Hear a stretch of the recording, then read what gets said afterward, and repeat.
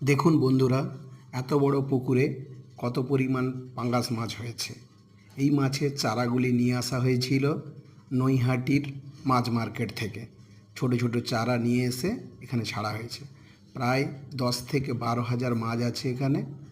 আপনারা চাইলে এই মাছ চাষ করে ভালো মুনাফা কামাতে পারেন এবং এইটা প্রতি 3 থেকে 4 মাস অন্তর মাছ তুলে বাজারজাত করা হয় এবং এই মাছের রোগ ব্যাধি তুলনামূলক অন্যান্য মাছের থেকে অনেক কম।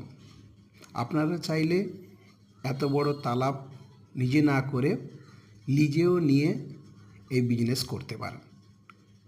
আর এই মাছে খাবার দেওয়ার জন্য 8 বস্তা করে 3 বার দেওয়া হয় এই পুকুরে।